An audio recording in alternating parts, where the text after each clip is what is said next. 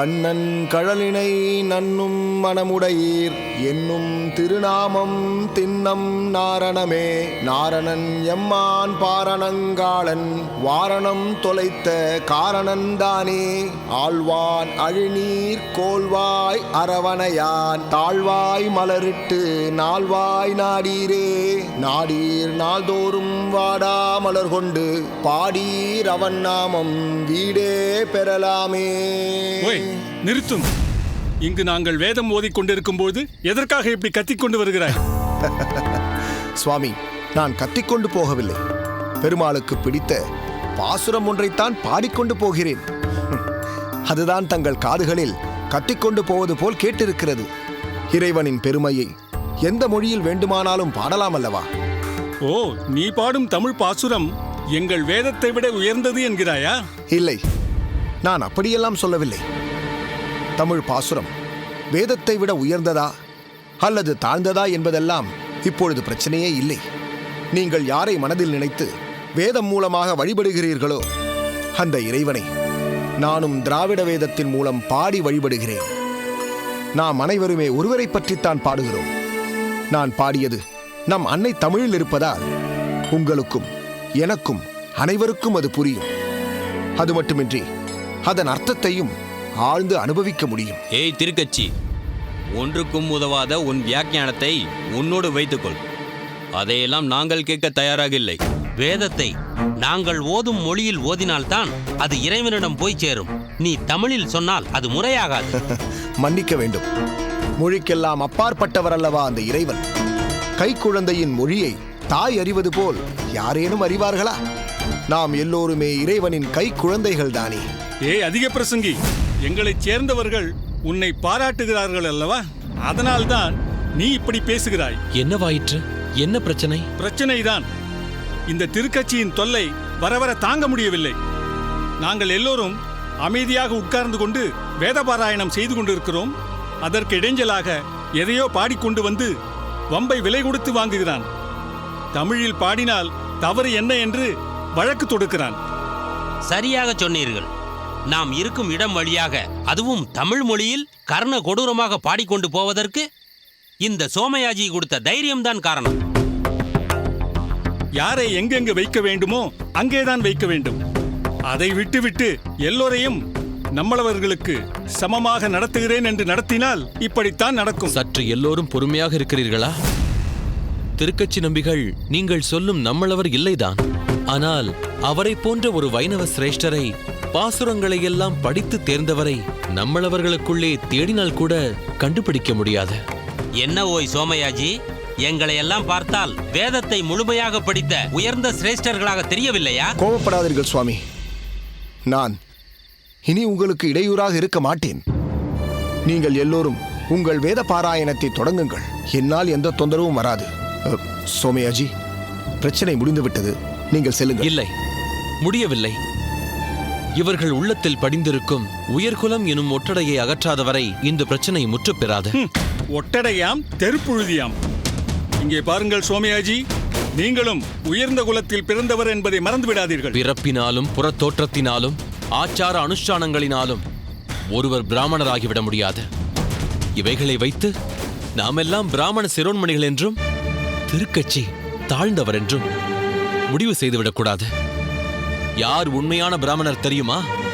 எதிரே உள்ள ஒருவனின் காலில் காயம் பட்டால் எவன் ஒருவனின் கண்களில் கண்ணீர் வருகிறதோ அவனே உண்மையான பிராமணர். அவன் துயர் துடைக்க விரைவதே உண்மையான வைஷ்ணவனின் மனோபாவம். இவற்றிலிருந்து சற்றும் மாறுபட்டவரில்லை திருக்கச்சி நம்பிகள். இறைவனின் சிந்தனை என்ற ஒன்றைத் தவிர வேறு ஒன்றுமே இவருக்கு தெரியாது. பால் போல் தெரிவதெல்லாம் உண்மையில் பால் அல்ல. உருவத்தையும் பிறப்பையும் வைத்து யாரையும் தாழ்வாக நினைக்க வேண்டாம். மற்றவர்கள் மனங்களை புண்படுத்தாமல் இருக்க பழகுங்கள் என்று உங்களை இறைஞ்சுகிறேன். சோமயாஜி, என்னால் தங்களுக்கு தேவையில்லாத சிரமம். ஒரு புறம் பார்த்தால் அவர்கள் சொல்வதிலும் நியாயம் இருக்கிறது. அவர்களின் நிம்மதியை குலைக்க எனக்கென்ன உரிமை இருக்கிறது? சுவாமிகளே, என்னை மன்னியுங்கள். நீங்கள் வேதம் ஓதிக்கொண்டிருக்கையில் நான் தமிழ் பாசுரம் பாடிக்கொண்டு வந்து உங்களுக்கு இடைஞ்சல் செய்து விட்டேன். பொறுத்தருளுங்கள். இனி அப்படி நடக்காது. பாசுரங்களின் துணையோடு நடப்பது என் பழக்கம். அதை மாற்றிக்கொள்ள முயற்சி செய்கிறேன். முடியாவிட்டால் பாசுரங்களை பாடியபடி உங்கள் காதுகளில் விழாமல் வேறு வழியாகச் செல்கிறேன். நிச்சயம் என்னால் உங்களுக்கு எந்த தொந்தரவும் ஏற்படாது. வாருங்கள் செல்வோம். சோமயாஜி, பதட்டப்படாதீர்கள். அகத்திற்கு செல்லுங்கள். நான் வருகிறேன்.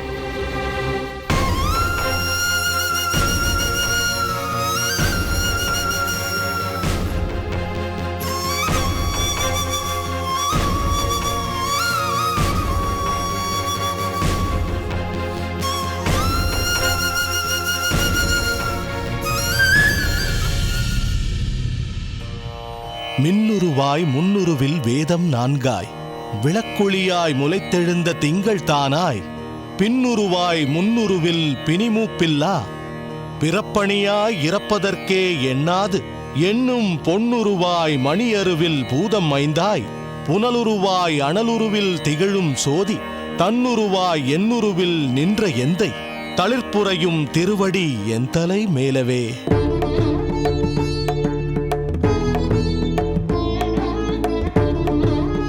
எம்பெருமான் லீலையாக அவதாரங்கள் செய்ய இப்பூமிக்கு வருகிறார். ஆனால் எவ்வளவு கஷ்டப்படுகிறார் தெரியுமா? என்ன சிஷ்யர்களே, குழப்பமாக இருக்கிறதா? ஆமாம் சுவாமி. சம்சாரிகள் கஷ்டப்படுகிறார்கள் என்றால் அதில் அர்த்தம் இருக்கிறது. தினமும் நாம் அதை பார்த்து கொண்டுதான் இருக்கிறோம். ஆனால் எம்பெருமான் கஷ்டப்படுகிறார் என்றால் நம்புவதற்கு கடினமாக இருக்கிறது இல்லையா? ஆனால் நன்கு சிந்தித்து பார்த்தால் உண்மை தெரியும். உதாரணத்திற்கு உங்களுக்கு புரியும்படியாக சொல்கிறேன். ஒரு மருமகனுக்கு மாமனார் நல்ல ஜாதி வைரம் பதித்து மோதிரம் ஒன்றை பரிசளித்தார். அந்த மருமகனும் வெகு ஆசையோடும் பெருமிதத்தோடும் அதை அணிந்திருந்தான். இப்படி பல ஆண்டுகள் அம்மோதிரம் அவன் விரலோடு ஒட்டி உறவாடிக் கொண்டிருந்தது. அந்த மருமகன் ஒரு சமயம் இரவு பொழுதில் நடந்து சென்று கொண்டிருந்த போது எதிர்பாராத விதமாக அம்மோதிரம் கை நழுவி எங்கோ விழுந்து விட்டது. அடப்பாவமே! அப்புறம் சுவாமி? சுற்றும் முற்றும் தேடினான், கிடைக்கவே இல்லை. பின்னர் தான் கடந்து வந்த பாதைகளிலும் சென்று தேடி பார்த்தான். அப்பொழுதும் அம்மோதிரம் கிடைத்த பாடில்லை. இறுதியில் கிடைத்து விட்டதா சுவாமி? கிடைக்கவே இல்லை. அவன் நிலை அப்போது எப்படி இருந்திருக்கும்? பாவம், ஆசை ஆசையாய் வாங்கி வந்த மோதிரம் அது கிடைக்கவில்லை என்றால் அந்த மருமானின் நிலை மிகவும் கஷ்டமான நிலைதான். இப்போது சொன்னாயே மிகவும் கஷ்டமான நிலை என்று. அந்த கஷ்டத்தில்தான் பகவான் இருக்கிறார். புரியவில்லையே சுவாமி. சரி, கேட்பதற்கு பதில் சொல்லுங்கள். அவன் அணிந்திருந்தது அவனது ஆசையான மோதிரம் தானே? ஆமாம் சுவாமி. அதை அவன் மிகவும் பெருமிதத்தோடு அணிந்து கொண்டிருந்தான் அல்லவா? அப்படித்தான் தாங்கள் குறிப்பிட்டீர்கள் சுவாமி. பல ஆண்டுகள் அது அவனோடு இணைந்திருந்தது அல்லவா? ஆம் சுவாமி. அப்படிப்பட்ட மோதிரத்தை தொலைத்த வேதனையை அவன் அடைந்தானே. ஆனால் அவனை பிரிந்து விட்டோமே என்று அம்மோதிரம் வேதனைப்பட்டிருக்குமா? மோதிரம் அச்சேதனம், அதாவது உயிரற்ற பொருளாயிற்றே சுவாமி. அது எப்படி வேதனைப்படும்? விழுந்த இடத்தில் அப்படியேதான் அம்மோதிரம் கிடந்திருக்கும். சரியாகச் சொன்னாய் பெரிய நம்பி. ஆனால் உயிருள்ள ஜீவாத்மாக்களான நாமும் அப்படித்தான். இந்த உலகில் ஒரு ஜடம் போல் கிடக்கிறோம். என்ன புரியவில்லையா?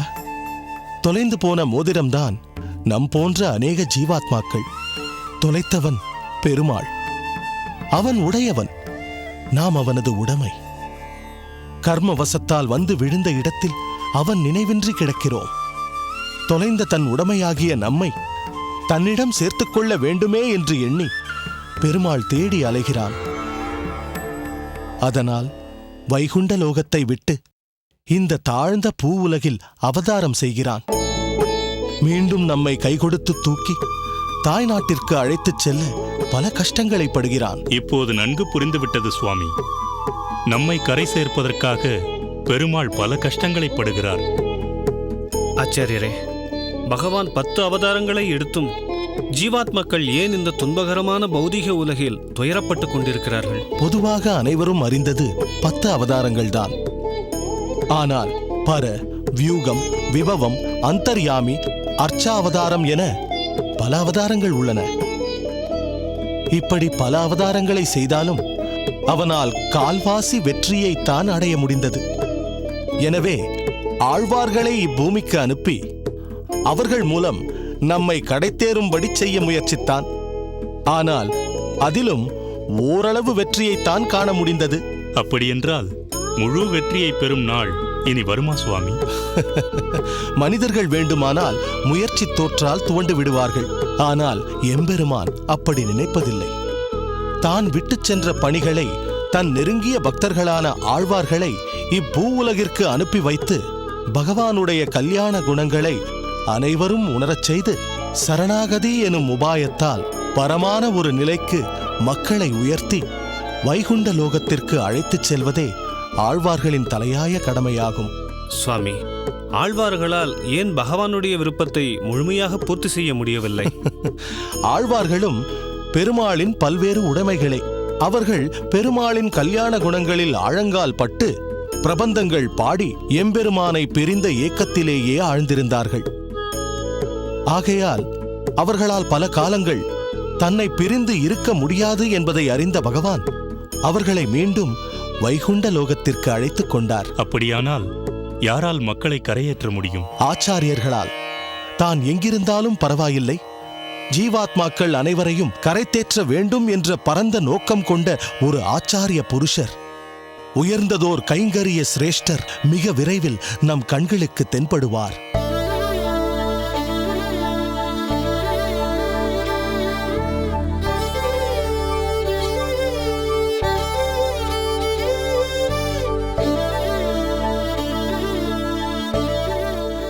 பெருமாளுக்கு செய்யும் அனைத்து சேவைகளும் கைங்கரியமே. ஏதாவது ஒரு சேவையாவது நித்தியப்படி எம்பெருமானுக்கு செய்ய முடியாமல் ஏதோ ஒரு காரணத்தை நாம் சொல்லிக் கொண்டிருக்கிறோம். ஆனால் தம் சரீரத்தால் பல சேவைகளை செய்து கைங்கரியத்தின் உச்சமாக விளங்குபவர் அந்த ஆதிசேஷன். எதை வைத்து சொல்கிறீர்கள் சுவாமி? பூதத்தாழ்வாரின் பாசுரமே அதற்குச் சான்று.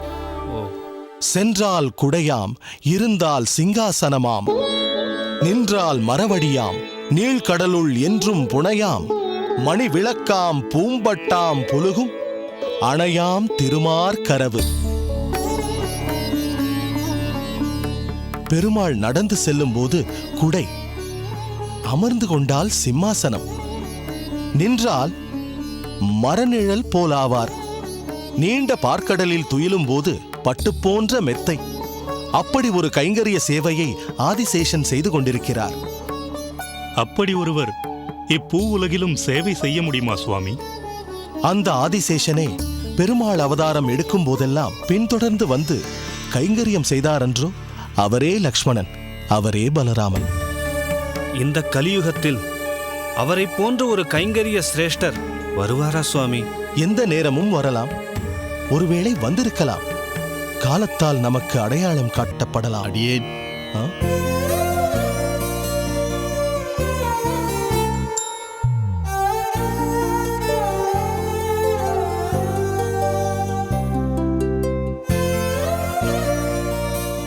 உள்ளே வா திருமலை நம்பி.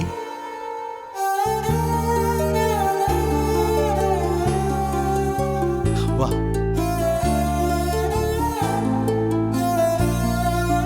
பகவத் கிருபா கடாட்சம் சித்திரஸ்து.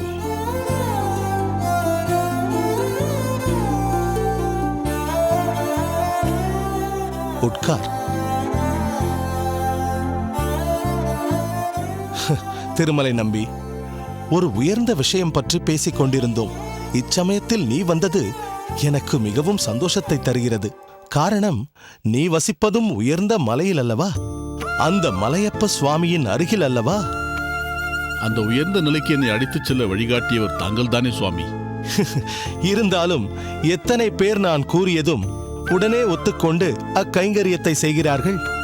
வேங்கடனின் கைங்கரியத்திற்காகவே நீ பிறந்திருக்கிறாய். அது என் பாக்கியம் சுவாமி.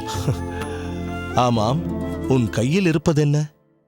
சுவாமி, அடியேனின் மருமான் ராமானுஜரின் ஜாதக குறிப்பேடு இது. இதை தங்களிடம் சமர்ப்பித்து ஆசி வாங்கி செல்லலாம் என்று வந்தேன். ஓ, ராமானுஜன் ஜாதகமா? நாட்கள் எவ்வளவு வேகமாக ஓடுகின்றன. இப்போதுதான் மருமான் பிறந்திருக்கிறான் என்று நீ என்னிடம் சொன்னது போல் இருக்கிறது. அதற்குள் 1 வருடம் பூர்த்தியாகிவிட்டதா? ஆம் சுவாமி. என்ன சொல்கிறான் உன் மருமகன் ராமானுஜன்? ஜாதகம் என்ன பலாபலன்களை சொல்கிறது? பார்த்து விட்டாயா? பார்த்து பரவசமடைந்தேன் சுவாமி. அதை தங்களிடம் தெரியப்படுத்த வேண்டும் என்றுதான் ஓடோடி வந்தேன். உமது மருமான் ஜாதகம் மிக உயர்ந்த சுத்தமான ஜாதகமாகவே இருக்க வேண்டும். வெகு நாட்கள் கழித்து பிறந்த தபப்புதல்வன் அல்லவா அவன்? எங்கே நீ பார்த்தவரை என்னென்ன பலாபலன்களை கண்டாய்? அதை பற்றிச் சொல். சுவாமி, ஆருத்ரா நட்சத்திரத்தில் கடகலக்கணத்தில் பிறந்திருக்கிறான். சந்திரனும் பிரகஸ்பதியான குருவும் ஒன்றாய் மிதுனத்தில் கூடி குருமங்கள யோகம் கொடுத்திருக்கிறது. 10ஆம் இடமான கர்மஸ்தானத்தில் சூரியன், அதுவும் அவரின் உச்ச வீடான மேஷத்தில் இருப்பதால் வெளியொளியோடு உள்ளொளியும் நன்கு பிரகாசிக்கும்படி திகழ்கிறான். வித்யாகாரகனான புதனுடைய வீட்டில் குரு இருப்பதால் அனைத்து சாஸ்திர வித்தைகளையும் தெளிவாய் கற்று அதிலுள்ள உண்மையான தத்துவத்தை உலகத்து மக்களுக்கு உணர்த்தி மதத்தில் புரட்சி செய்த மகானாக திகழ்வான் என்று இந்த ஜாதகம் தெரிவிக்கிறது சுவாமி.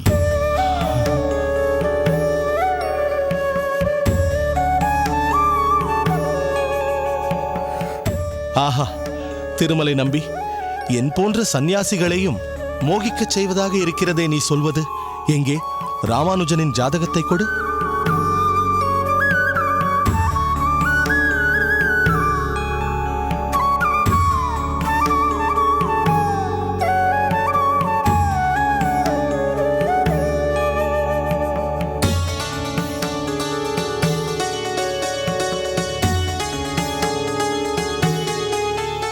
ஆஹா ஆஹா, அற்புதம் அற்புதம்!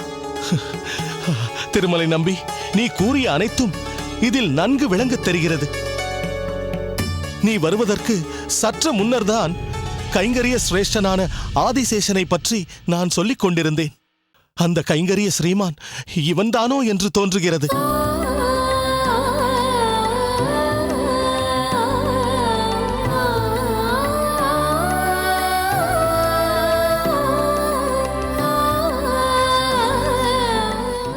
இச்சாதகத்தை கண்டதும் என் மனம் ஏன் இவ்வளவு குதூகலம் அடைகிறது என்று தெரியவில்லை. சிஷ்யர்களே, நீங்கள் அவளோடு கேட்டீர்களே, லக்ஷ்மணனைப் போன்றும் பலராமனைப் போன்றும் இக்கலியில் தோன்ற மாட்டார்களா என்று. இந்த ஜாதகத்தை கண்ணுறும் போது லக்ஷ்மணோ லக்ஷ்மி சம்பந்தஹா என்ற வாக்கியத்தின்படி உள்ளது. இவன் ஒரு மகானேதான், அவதார புருஷன்தான், சமுதாயத்தில் மலிந்துள்ள இருளை நீக்கும் சூரியன்தான்.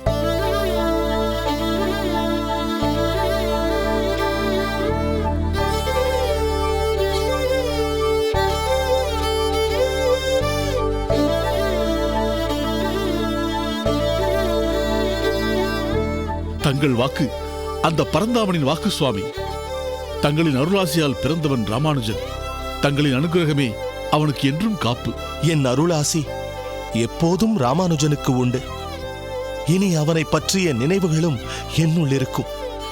சரி, நீ மற்றும் ஒரு காரியம் செய்ய வேண்டும். உத்தரவிடுங்கள் சாமி, காத்திருக்கிறேன். ராமானுஜனை பற்றிய சுவாரஸ்யமான தகவல்களை அவ்வப்போது எப்படியாவது எனக்கு நீ தெரியப்படுத்த வேண்டும். தங்கள் விருப்பப்படியே செய்கிறேன் சுவாமி.